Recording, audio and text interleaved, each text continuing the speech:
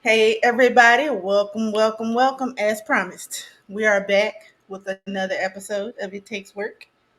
Less than 2 weeks from the last episode we did because we owed y'all one because we were gone for what, 3 months? Yeah, Yeah, give give or a take. give a take. But that's what comes with informal podcasts, right? Like we're not on a production schedule. We try to maintain a schedule for consistency reasons, but we kind of want to do this our way. So tonight, for many of you that have seen the promotion that was put out on our social media platforms today, we are having a vulnerable conversation.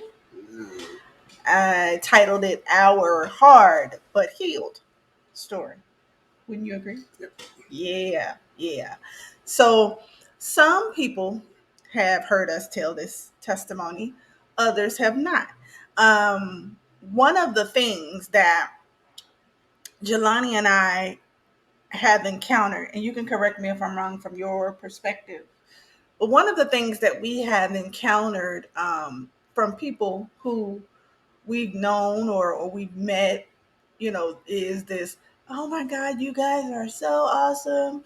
And you just have the best relationship and you guys are great. And it's really what's the word I'm looking for?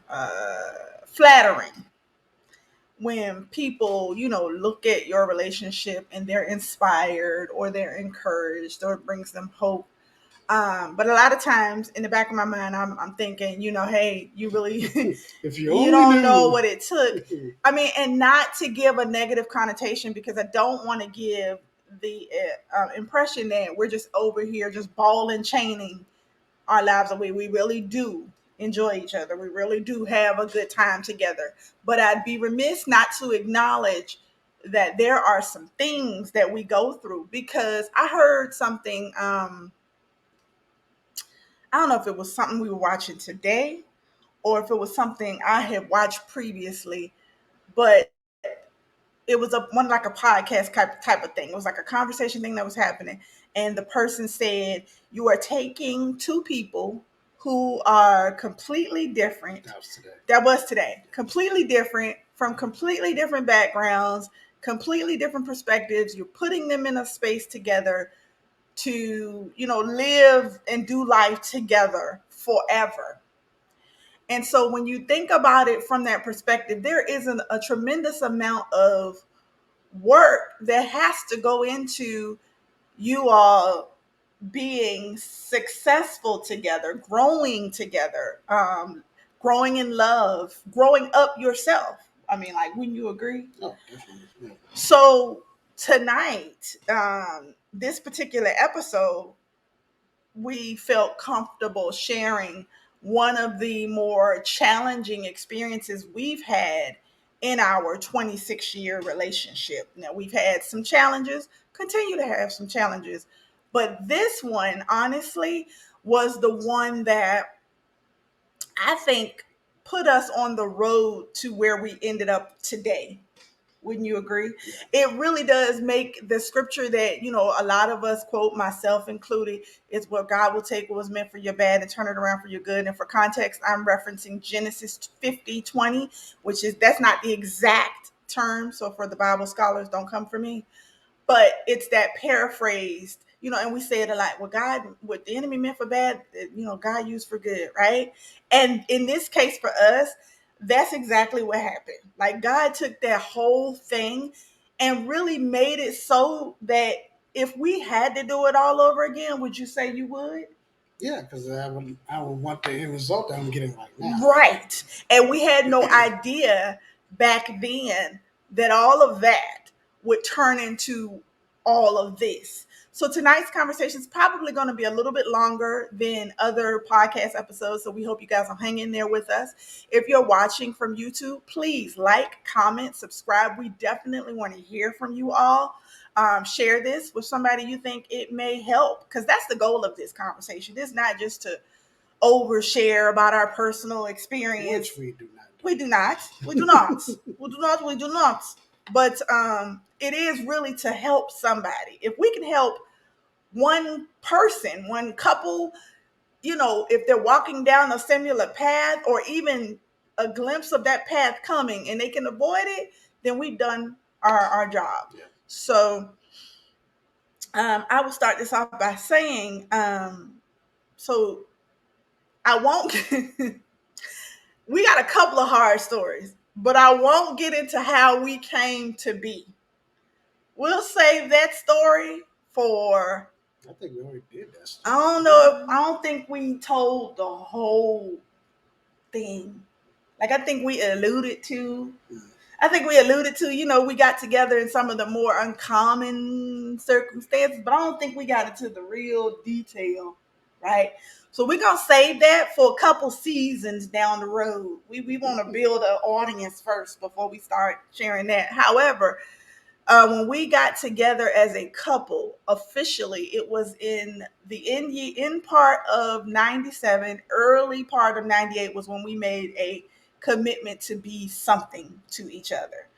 So, dated, did all of the things, and we got married in 1999, February of 1999. And when we both got married, me growing up in a household where I did grow up in a two-parent household, but I grew up in one of those two-parent households where your parents had some challenges. And so it wasn't this, romanticized idea that most people have about two-parent households. So I had this idea of marriage when it came to being a wife, that no matter what the man did, you took it, you sucked it up and took it. Now, I'm not going to tell you no lie. That also served as one of the things that made me not want to get married. I wasn't interested in being anybody's wife because I wasn't about that life of crying over the dishes while he just did whatever he wanted to do. So I had already made it up in my mind that I was not going to get married. Well, we get in this relationship, and it is unlike any relationship I've ever been in. I had never been considered to the degree that I had been by Jelani. I had never been cared for. I never experienced the type of communication and the reciprocity that I had seen in the relationship that he and I were building. So when we got married, when he asked me to marry him, that wasn't hard for me. Now, I will insert this here. We were shacking up. Yes, yes, yes, yes. Shacking. Okay.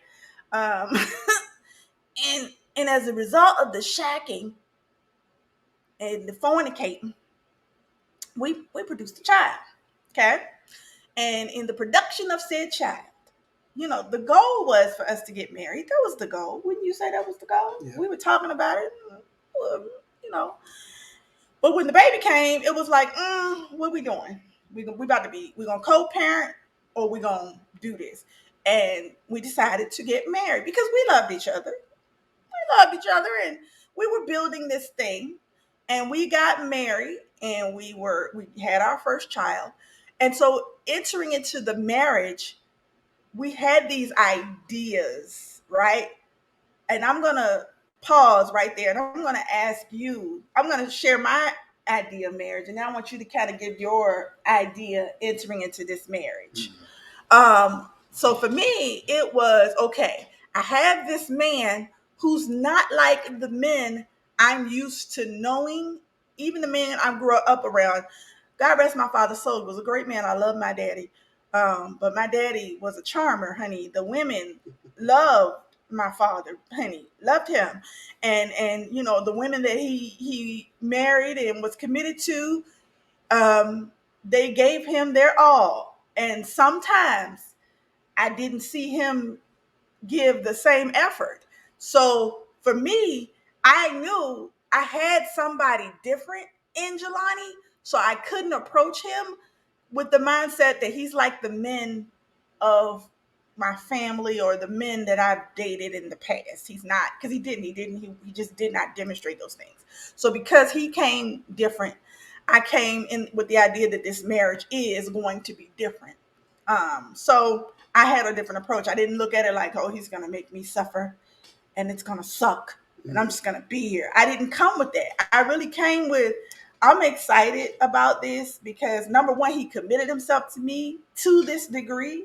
at the age that he was, I was 21, he was 23. That was unheard of to me. I couldn't get, you know, you couldn't get dudes. I had friends who couldn't get dudes to commit to taking them out on a date. And this one was like, I ain't interested in no club life. I'm trying to be locked down and I want to do this, that, and the third.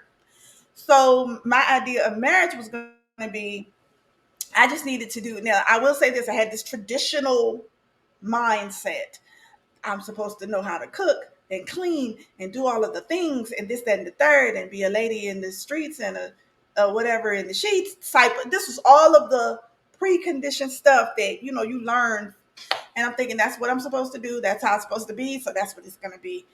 And so that was my idea coming into the marriage. And notice I said nothing about faith. I said nothing about God. I said nothing about covenant because those were things entering into this marriage that We I didn't wasn't know. aware of. Yeah. We wasn't walking in that. So that's my part. Now what was your idea walking into this marriage? First off, the reason why I got married at 23 was because I knew what I wanted in a wife, and you exemplified all of those things. So why waste time dating when I could just go and just make it official Come and on. just take you off the market? Better make up your mind. That's why I got married at 23. Be sure. But from a marriage standpoint, even as a kid, I didn't really have an idea what a marriage looked like because my mother was only married once, and it wasn't to my father, so I didn't really get to see, full healthy, marriage. Probably my grandparents, but even they had their own little issues that I didn't know until like way down the road and everything. But Mhm. they that was probably like the healthiest marriage that I've seen, you know, for a long period of time. So my idea was for a marriage, or what I was looking for in a wife was somebody who loved me for me because I'm not exactly the most party going person out there. Um, but treat me with respect, love me, love God, and would be an awesome person to just grow old with. So that's what I truly wanted out of marriage. Okay. So we came in with some, I'd say, traditional expectations. And so we attempted to operate to those expectations. He was an excellent provider. He worked really hard. We both worked. We both, ran our household together. And as we had more children, we were learning how to be parents and doing all of the things. And we did all of the things that all of that textbook sort of cultural shaping of marriage said we were supposed to do. We worked every day. We were in the same household. We slept in the same bed. We raised our kids. We went to church on Sundays. And then notice I said we went to church on Sundays. Still not indicating relationship. Just talking about some religious expectations that we knew and we just thought, okay, this is what we're supposed to do, right? Not understanding the purpose behind what we're doing, right? So we go into church every Sunday. We are um, sharing a home and paying bills and doing all of the things. And we thought we were good. No kidding. Especially when people who are on the outside can kind of get a glimpse and they're like, oh my God, you guys are great. Before the whole couples goals, relationship goals thing was a thing, um, there was, the people that would see you, they would, reaffirm whatever. And, I'd be lying if I said that didn't feel good. If people were like, oh my God, you guys are great. I love you so much. It can give you a little bit of the big head. And, and we also didn't take into consideration some of the unhealed parts of us and things we did not know about marriage. Like one thing we did not know about marriage is that marriage really does put a mirror on you. When you get married, it's you ought to liken it when you do a marriage ceremony. The pastor or the presiding officiant should hand the groom a mirror and hand the bride a mirror because you really are. It's like a mirror on you because you are starting to see certain things about yourself that you need to you know adjust, it really does make you put you in a heart check space. Not then you're not adjusting for your partner. It is truly adjustment for yourself, but it's adjustment so that you can coexist. We didn't know anything about any of that. And so we get into this relationship and we're doing the things and we're doing the stuff and we think we're good. We've got a good, healthy sex life. We've got a good, healthy, groove to how we provide and take care. But one thing that I would say was missing was effective communication. We talked, you know, hey, work was like this is what we need to do next, blah, blah, blah. But the real communication, like what's going on in your heart, what you really need from each The other, in-depth communication. mm-hmm, mm-hmm, that won't happen. Yeah. So 1999, we have 3 kids. Last child was born in 2004. Fast forward, 2009. I'm turning 30. Um, Jelani, I believe you were 32. Our kids are still young and still kind of trying to figure out, they don't know a whole lot, you know.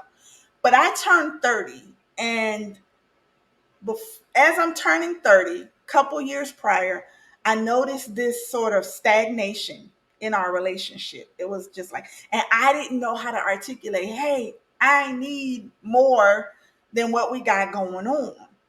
And so I started just talking, because if I don't really know how to express exactly what I'm saying, I'm just gonna dump. I'm just gonna throw up. I'm just gonna like, this is what I need. This is what I need. This is what I need.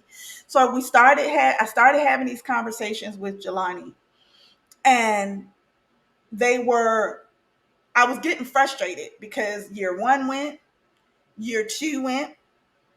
So then fast forward to, no, it wasn't 2009, it was 2008. 2008 is when I turned 30. 2008. So 2008, we did social media had really started popping off. um MySpace had been around. Facebook had come around, but it was for like the college kids first, so it wasn't open to everybody. But there was this one website, and it was called Tagged. And if anybody knows about Tagged, Tagged is a terrible platform. I don't even know if it still exists. Nah, I'm not even going to look for it. My grandma said, you go looking for stuff, you're going to find it. But Jelani and I both, now this was also a sign, we can look back on it now, hindsight is 2020. This was also a sign that we were deflecting from facing what we were dealing with. Because 2 years prior, I'm talking. Hey, I feel monotonous. We're not doing anything. I feel like we just going through the motions. I don't know what we're doing. And this is me talking to him. Would you agree? yeah. Did I not do that? Yep. Pretty often. Oh, and it also got to a point where I was like jealous of his video game system. Do you remember that? You remember that? I wanted to throw that thing in the toilet. Okay, because he was just. I heard a guy say on this podcast we watched today how he named his wife's phone Jerome. Jerome. And when he said that, I said, dang, I should have named his gaming system. I'm gonna give her a name now. Let me try to find an uncommon name, because I don't want nobody thinking, oh my gosh, she done associated me with her podcast. No. So let me think of a name. I'm gonna give her like a unique name. Fuquisha. There we go. Fuquisha. You can't get no, ain't That nobody, sounds ghetto. ain't nobody name out there Fuquisha. And if your name is Fuquisha, God I'm not bless you. talking about you. God bless you. But Fuquisha had my husband's heart, honey. He would get off work, make sure the kids are straight, make sure I had whatever I needed in that moment. But baby, you better believe he was in front of that game, getting it in. And I think his game of choice back then was Madden and NBA 2K. And I used to just hate it. I hate it. I couldn't stand it for it just irritated me. So on top of trying to talk about what I needed, or trying to just talk through what we could do to get better, now I'm competing with this video game. So what I decided to do was, okay, cool. So I signed up for this website called Tagged, and it's a social media website where you could post stuff and people would like it or talk directly to you or send you messages. Now, Tag wasn't MySpace. Tag, what did you call it? Tag was a big online orgy, y'all, because people would get on there and they would see a picture of you and they'd be like, "Oh, blah blah blah." It was foolishness. I signed up for Tag because I wanted attention and I wasn't getting the attention I needed from my husband. And I don't know why he signed up for Tag. Why did you sign up for Tag? Can't remember. Yeah, I don't even know how he came to be on there, right? Now, nothing really came of Tagged, but it was the wrong thing to do. I make that point to let you know that when you are in need of something, don't go kind of looking for it in other things because you're going to get the wrong kind of attention. But that opened the door for what I'm going to share with you next. So now I'm getting attention from these guys, knowing good and doggone well they don't mean me no well. They want to give me the attention because that's what they want to do, and they don't mean me no well. But I'm getting this attention, so my confidence is boosting. I'm like, shoot, I still got it. Cause even though my man ain't really paying me no attention like that, I still got it over here. Not realizing that it's all an illusion. And so that's 2008. And you get into 2009, we're still in the same space, if not even more distant. It's like this weird, I can't describe. Can you describe what that was? You would say you were complacent. I think that's how you described Very, it. very complacent. Can you talk about that a little bit? Like, Well, when you get something good and you kind of like quote unquote listen to your own press clippings about how great things are and how good you are together, mm-hmm, then and nobody teaches you this, but they never teach me. But, you get real comfortable and you stop doing the things that got you to where you was in a good spot, and you just shut down. You start ignoring like little signs that you need to like address this or fix that, or speak up more about this type of situation so you can kind of nip things in the bud.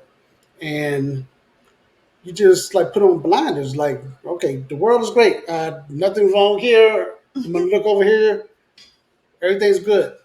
I don't see nothing you see. yeah. And that's what the space I was in. And so with him being over there and me being over here being impatient, because that's really the root of was my issue. I couldn't be patient and take into consideration. I'm not consulting God about anything. As a matter of fact, God ain't even in the middle of anything we got going on. We are literally walking in a space of leaning to our own understanding, and we both know where that leads That's you, when you get messed up. right? So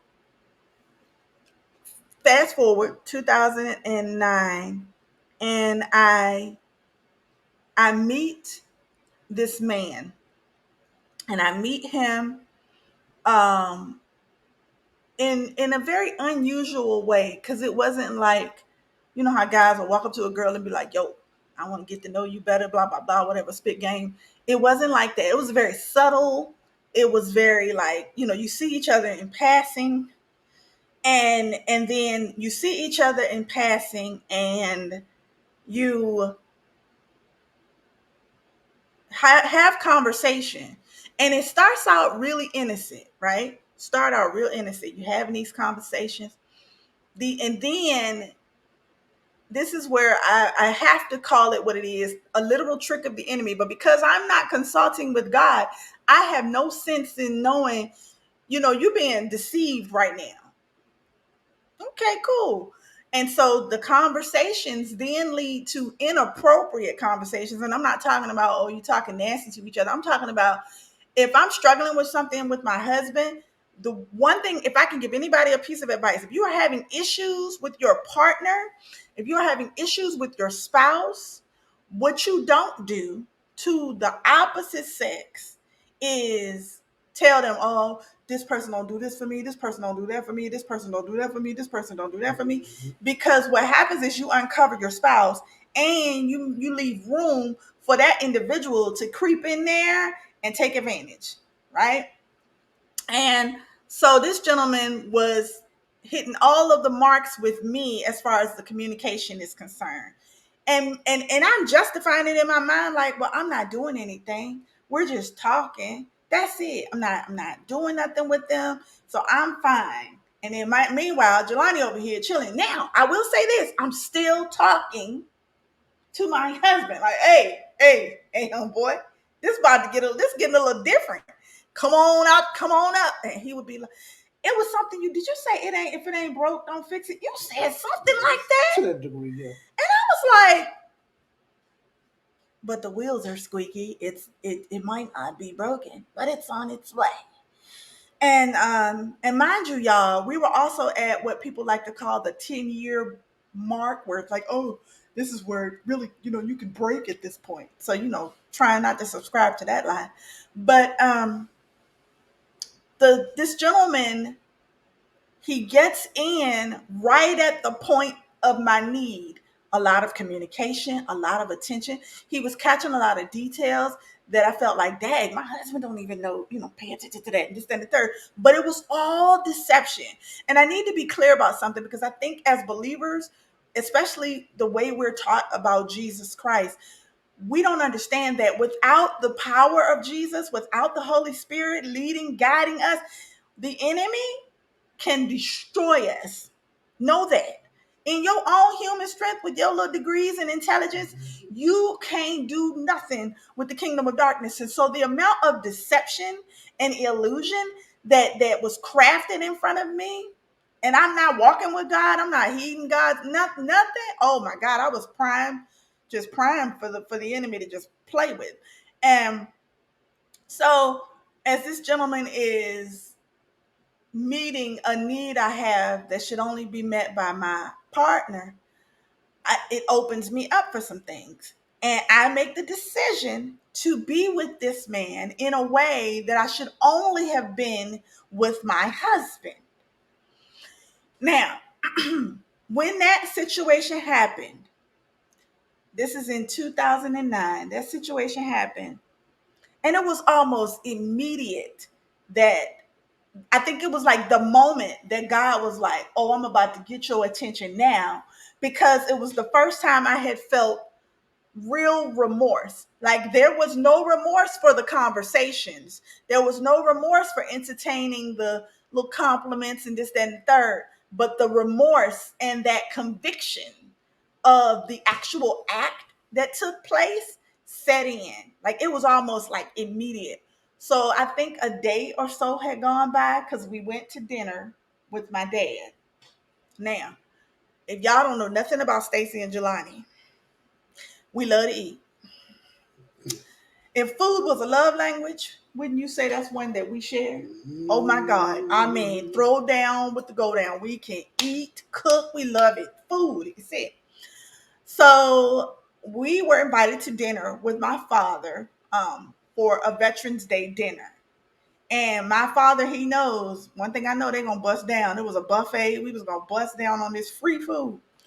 And we're at this restaurant, and no conversation had been had between us yet. But I think I want you to share, because I would like to know also from you, where did you get that intuition or that inclination that something had happened? Well, when you have your head stuck in the cloud for a long period of time, like I was, you kind of like dip your head in, just can't see, if anything, if I missed anything. And, you can kind of like see, like, wait a minute. This ain't the way I remember or how I left it. There's something off here. Her whole disposition is just weird. Like something is really wrong. Mm-hmm. So, you know, you go always go to the worst case scenario in your brain when you think something wrong happened. So that was my worst case scenario. Mm-hmm. Okay. And so we're at this dinner with my dad, and we are picking at our food. So my daddy looks up and he's like, now what's wrong with y'all? Got all this food in front of y'all and y'all picking at it like birds. So we look at each other and we decide to go and have a conversation in the car. Leave everybody in the restaurant. We go have a conversation in the car. We're sitting in the car. Not much is being said. There's a long pause. He turns and looks at me and says, what? Did you cheat on me? And I remember saying in my head that if he asks me, I'm going to be honest. And I did. I said yes, yes, I did. And he didn't ask too many questions about like details or anything like that, but I did say that it was one time and it was, recent, whatever. And we didn't get into a whole lot of conversation in the car.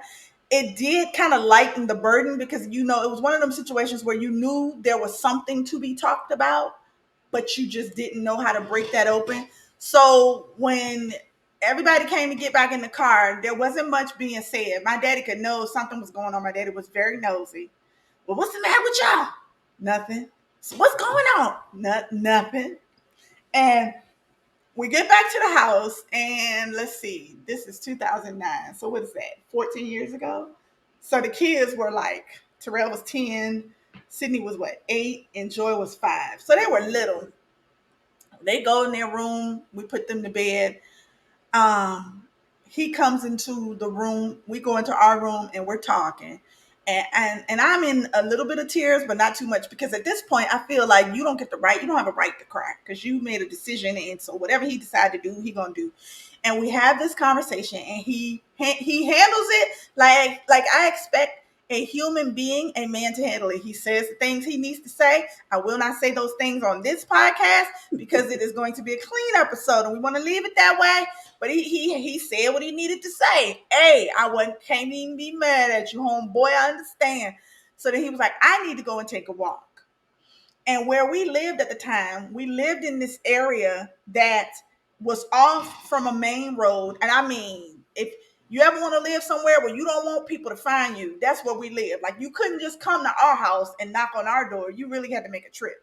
So he said he was going to take a walk, which probably, how much mileage would you say that stretch of walk was? Probably about a good 4 miles, 3 or 4 miles. About 2 4 miles. Yeah.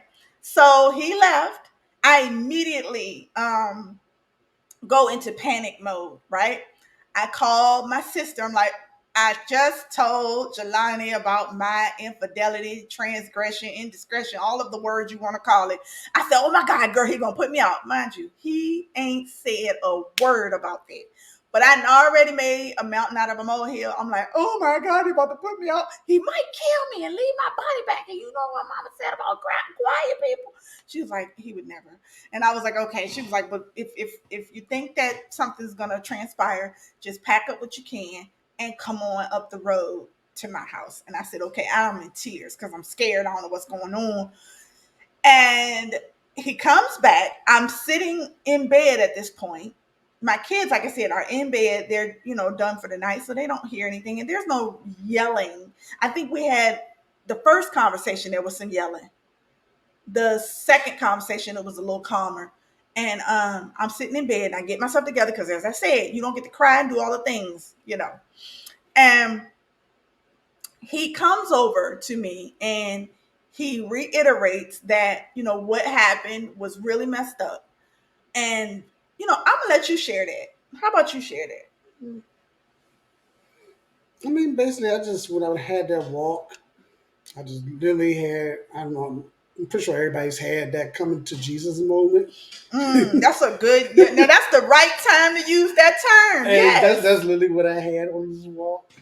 And God literally like yanked me by my shoulders, like, look, you messed up big time. She messed up big time, but you also messed up big time because for like 2 or 3 years, she been trying to tell you that something was off, something was wrong, things are not clicking the way they used to be, and you chose to ignore it.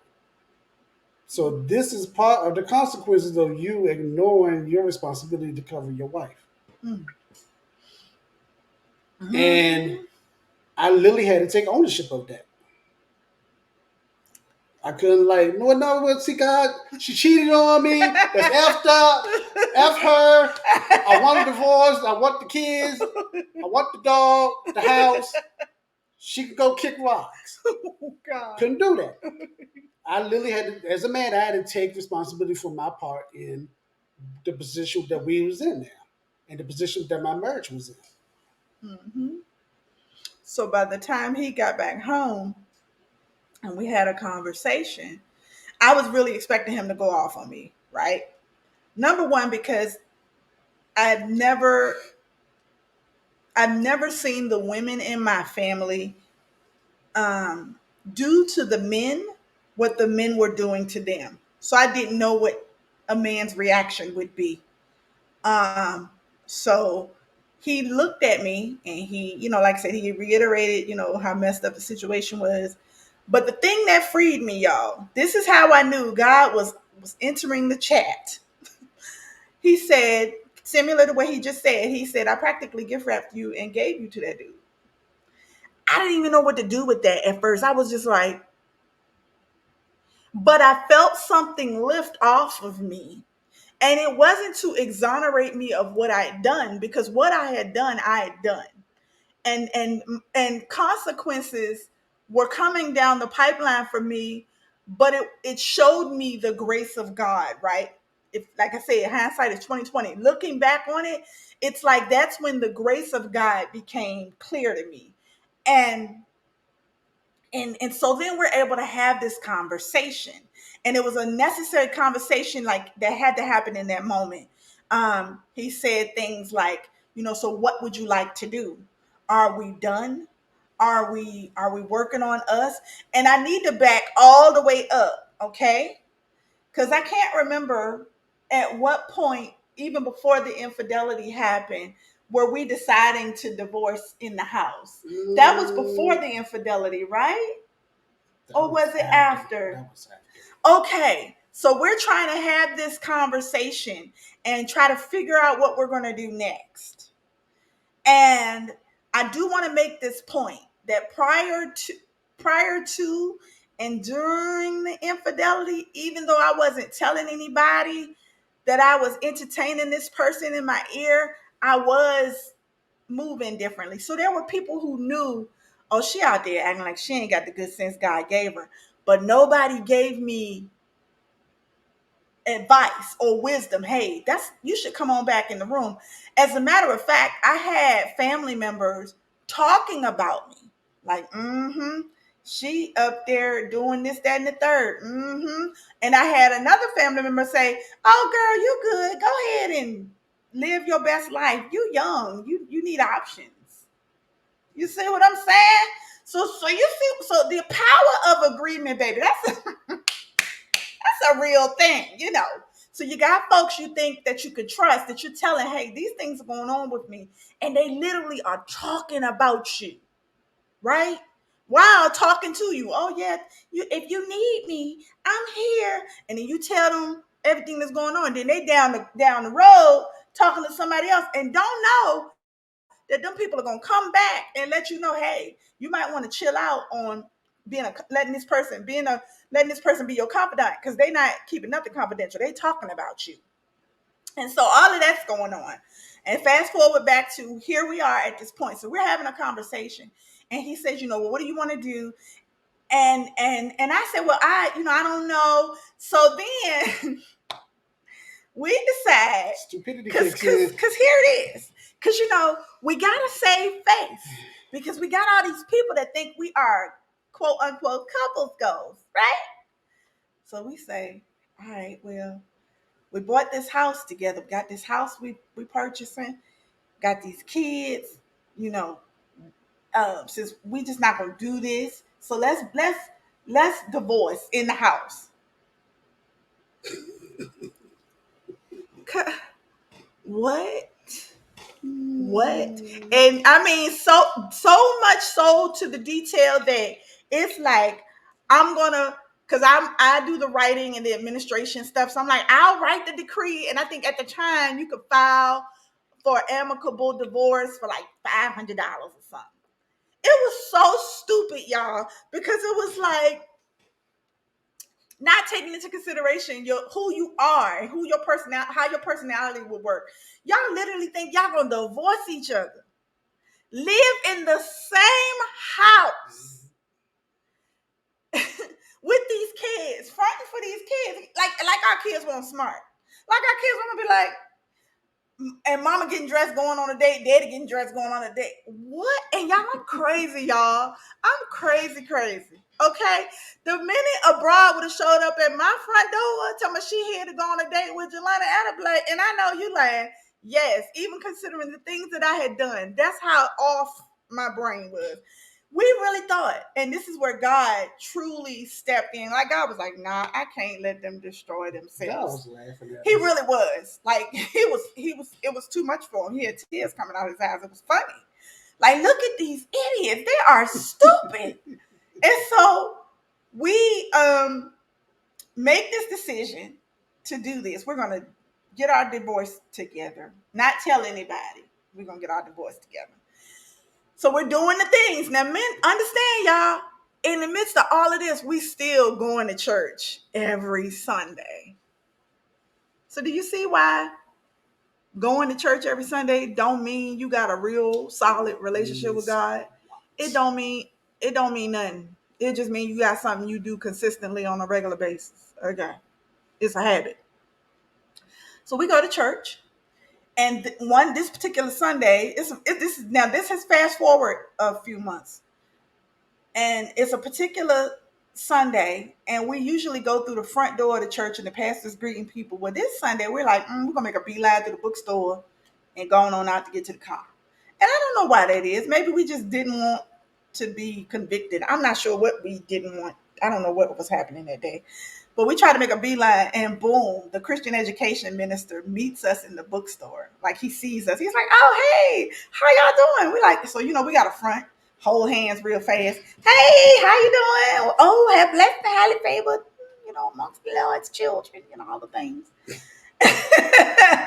And I'm telling y'all, he could see through it like a translucent piece of paper. He could see through it. He was like, "Oh, okay, yeah. So, why don't y'all stop by my office so we could talk?" And it was so weird because we'd never done that. Like, stop by your office. Oh, okay, cool. Because we trying to save face, not realizing God is unveiling us. Okay, ain't no telling what he said to that man because he definitely was like, he ain't waste no time. So we pull up to his office in separate cars. I show up with no ring, got a black hoodie on, and we're sitting in the first, and he's like talking to us, just having a regular conversation. So then he gets down into it. Well, I want to talk about your relationship. Oh. And I mean, 12 weeks was about 10, 12 weeks Give or of take. just unraveling us, okay, just pulling us apart, making sure we saw. I mean, it was almost like God had us in this war room, and he just had this just breaking all the stuff down. And by the end of that 12 weeks, I was wearing my ring again. We were coming to the sessions in the same cars. It was a really comprehensive. It was not a beat you over the head with a Bible, God hates divorce type of thing. That's not what it was. It was very practical. It was very relatable. And it was the moment that we were introduced to God in a relational way. Like God's like, hey, I've been here all the time. All I'm trying to do is get invited to the marriage. Like I, and it was very hard because we had to heal. And I do want you to talk about that, before we, this episode is over. I really want you to speak to your pain that you went through, and where God met you in that, right? Because it was such a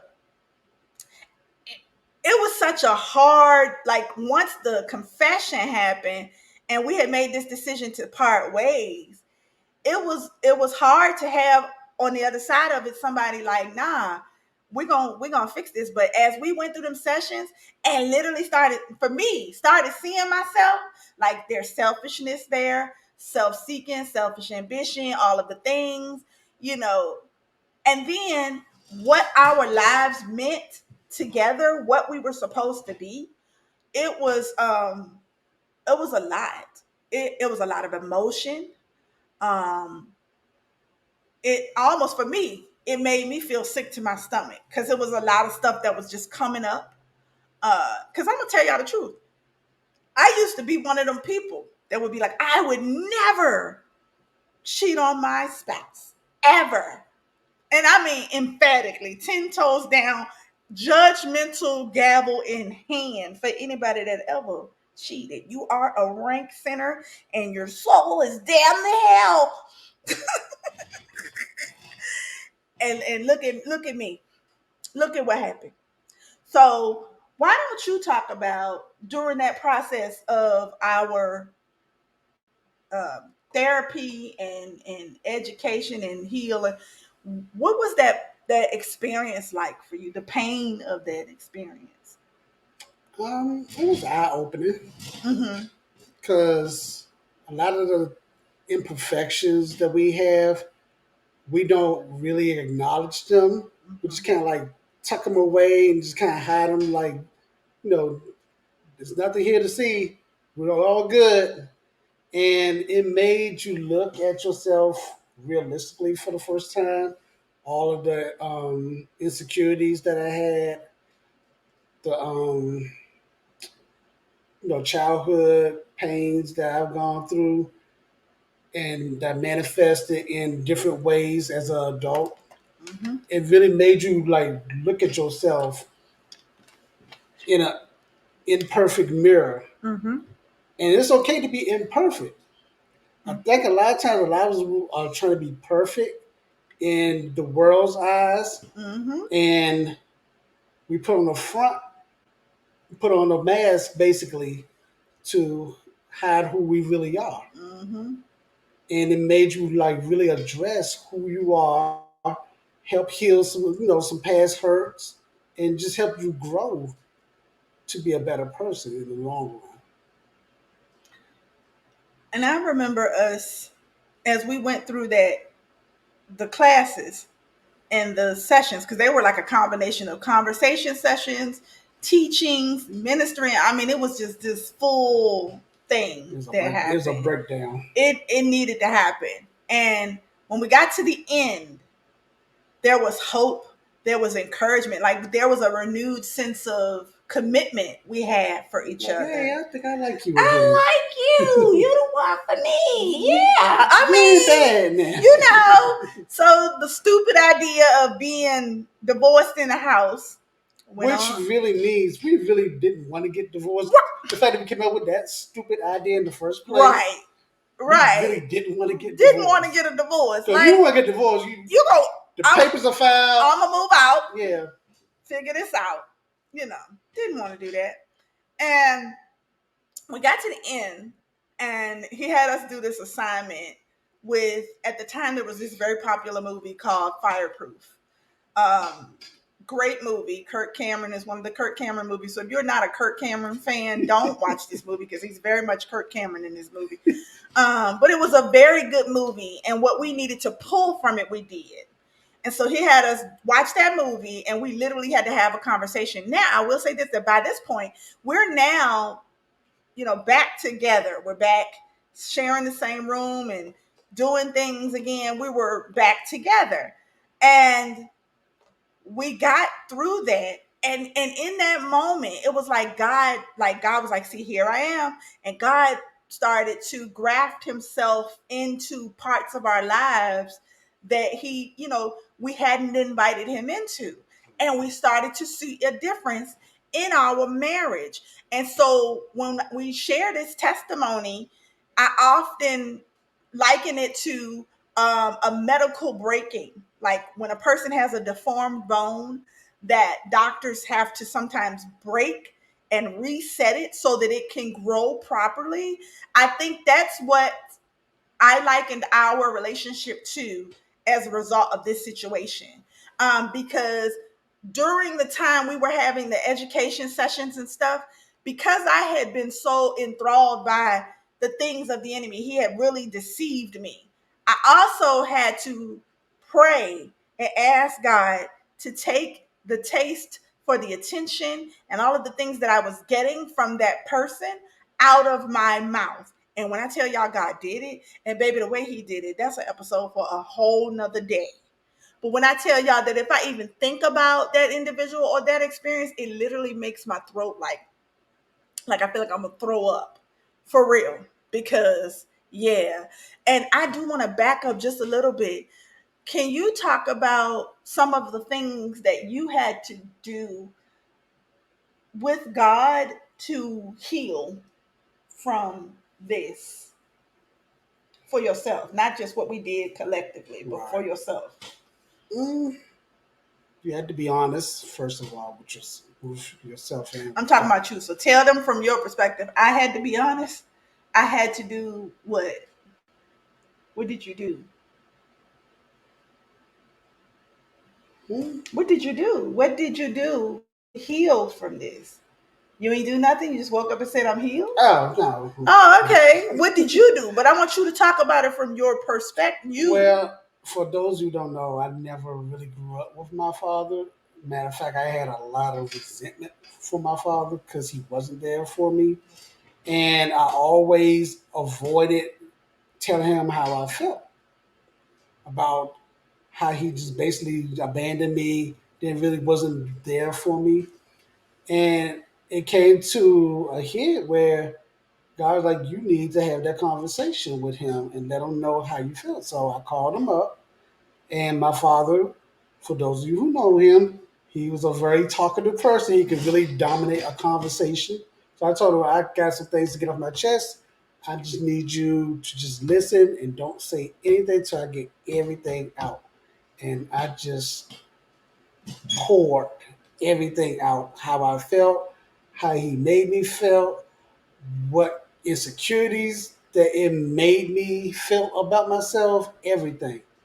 And at the end, he took responsibility and ownership for what he did, which was surprising to me because I didn't think that would ever happen. But it gave me that closure that I needed and that healing that I needed because it really feels like a piece of you is broken when a parent doesn't want to be in your life.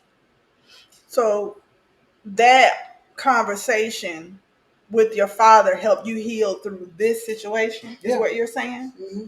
So, okay. So I think that and then us, then what God did with us as a collective is what we ended up on the other side of our struggle.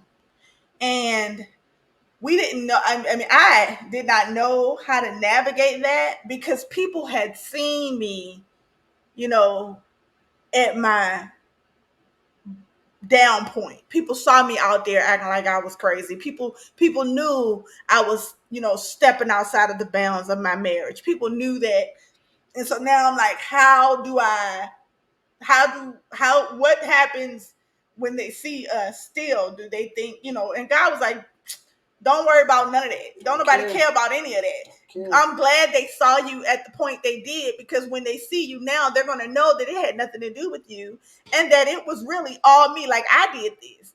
And the gifts that God gave us from this reconciliation, from this redemption, from this healing, like I said, my kids were young when all this stuff was happening.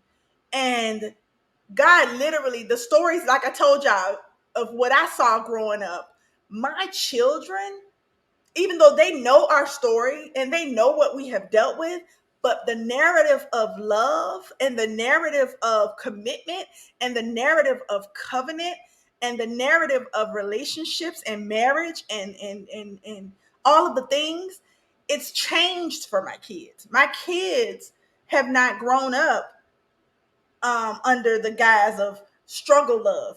My daughters know that, commitment is not only possible, but it's the only thing.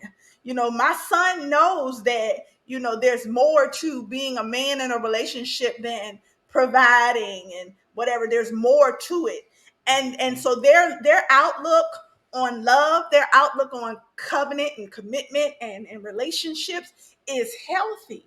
And I feel like that's a big gift from God Yeah. to us, especially since we both grew up in situations where it was either imbalanced, where his mother was a single mother and she should not have had to been, but she was, or it was like me, where I grew up in this two-parent household, but it was still, there was some imbalance, there was toxicity and dysfunction and unhealed and all of the things. Well, our children don't know that as their reality. And for me, that's probably outside of God healing us, that's probably the biggest gift. He broke that chain. That yes, he did. There you go. That curse is broken. And I'm like, oh, thank you, because it's just crazy how, when we would share this story, because once we got over the hump and really started walking with God together, he started using us like, oh, I want you to go out here and talk about it. I want you to go and tell people. And I remember we did a panel at our church with some singles. The dudes in that audience was done. It was like, oh, she damaged goods. I can't believe you sitting up here talking about how much you still love her. But God gives you that confidence to not really care Mm-hmm. what people think per se. Mm-hmm. As long as you know what you have, Mm-hmm. that's all that really matters at the end of the day. And so we wanted to get on here and really share with the listeners that listen to our podcast, and we just appreciate it. Thank y'all so much. I promise you, we are not trying to be, because I know podcasts, it seems to be the thing now. It seems to be the thing now. we not we not trying to get no notoriety or nothing out of this. Don't We want it. just want to help whoever we can help. And if this helps you, that's the goal of this. And we really wanted to put some perspective for those who've inboxed us and people who know us and be like, oh my God, y'all are goals, baby. Be careful what you ask for. Okay? Because It was fool's gold in the beginning. you hear me? You hear me? It was foolishness and foolery. I mean, but it is a testament that, if you get married, if you get into a committed relationship, please make sure Put God first. that you put God in that thing, in it, around it, under it, on top of it, all up and through, because we'll be quick to invite other people into our relationship. We'll, oh girl, let me tell you about this dude. Hey man, let me holler at you about this girl I'm talking to. But we won't take the time to pray and really talk to God and say, God, am I the person for her? Is he the person for me? Have those necessary conversations, because sometimes we just want what we want so bad and we just want God to bless it. Lord, bless my mess. I'm going to make this decision. I'm going to pick this person. I'm going to do this. And I just want you to put your stamp of approval on it. And God was like, I don't bless mess. did you talk to me? Oh, you want, nah. And, and so we just wanted to share this to, we named this, this community, and it takes work. And we wanted to share what the work looked like, right? Because that's what the work looked like. And we are genuinely happy. And I want to make this point. Jelani doesn't make me happy, and I don't make him happy. The happiness we have, number one, it is first rooted in what God does inside of our hearts. And happiness is an emotion, right? So some days we just not going to feel happy. But there is happiness between us. Like I don't know how to really make that make sense to y'all. Like, I am happy that he's here and he's the person that I get to live out whatever time I have left on this earth with. And he is the person that I get to be in agreement with on a daily basis, agreement with him and agreement with God for whatever God's agenda is for us. And the gift that I get out of this covenant is the fun that I get to have with him. I have a purpose partner, in a sense of the purpose that God calls us to. I have somebody that can walk with me when I have problems. Next to God, he is that my next point of solution. I don't have to go out and look. I have somebody that can strategize with. And so for all of the people who have blessed us with the wonderful, kind compliments and the you guys are goals or whatever. And we don't ever want to be goals, okay? I don't know about you, but I don't want to be nobody's goals. Okay. And the reason why I don't is because I know what I went through. I know Hmm. what I went through. And I'm not gonna say that I don't wish that on anybody else. I would just say that if you weren't designed to go through somebody else's journey, be careful kind of hoping you have something similar. And but yeah, our hard but healed story. I just, it's so interesting. I definitely at some point We can elaborate a little bit more because I do want you to really talk about how the from a male perspective, how sometimes when a woman does the things that I did, steps out or whatever, men have a tendency to look at her like damaged goods, forgetting the fact that if you out there swinging it left and right, you could be damaged goods too. But when men do stuff like that, but I do want you to, before we close it out, I do want you to elaborate a little bit on what you think, what do you believe the gifts that God gave us out of this experience? Definitely gave us peace, Mm-hmm. um, a better understanding of what really makes a marriage work Mm-hmm. and thrive, and also just having a true understanding of the person you are married to and the things it takes to help nurture them, to help grow them, and to be a better, partner for you. Amen. So that's what we wanted to come on and share with y'all. If you have any questions, if you have a story you would like to share, we put our Instagram link. It's on the ticker at the bottom of the screen, and then up in the banner up top, our email address is there. If you're listening on our podcast platform, please visit our website, grab our information. We would love to hear from you. We would love to hear what your thoughts are about this episode. And one of the things that I did want to share, because it was something that was on my mind as we were preparing for this episode tonight, um, there's a scripture that we often quote. I know I have. I can't really put it on anybody else. But it is Revelations chapter 12. Chapter 12, verse 10. I heard a loud voice saying in heaven, now salvation and strength and the kingdom of our God and the power of his Christ have come. For the accuser of our brethren who accused them before our God day and night has been cast down, and they overcame him by the blood of the Lamb and the word of their testimony, and they did not love their lives to death. And therefore, rejoice, O heavens, and you who dwell in them. Woe to the inhabitants of the earth and the sea, for the devil has come down to you, having great wrath, because he knows that he has a short time. Now, that scripture means a lot to me, specifically verse 11, because us telling this testimony helps us to overcome. Because I want to be clear about something. The enemy he don't have new tricks. So he trapped me one time. He gonna always try to come back around, especially as you mature. So he's gonna try to find a different way, but he's gonna use the same techniques. But now we have tools. We have God. We know how to pray. We know how to talk. That's one of the things I'll even go as far as to say that came out of what God did for us in this Better better communication. communication, stronger discernment. Like, don't ignore it. Like, stop acting like it's not happening, you know? And so, yeah, we just wanted to share our hard story.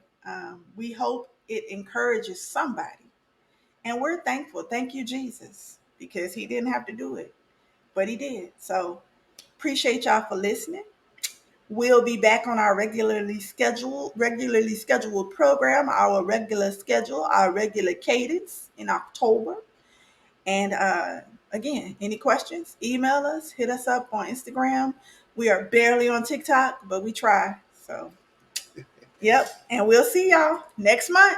Thanks, everybody. Take care, y'all.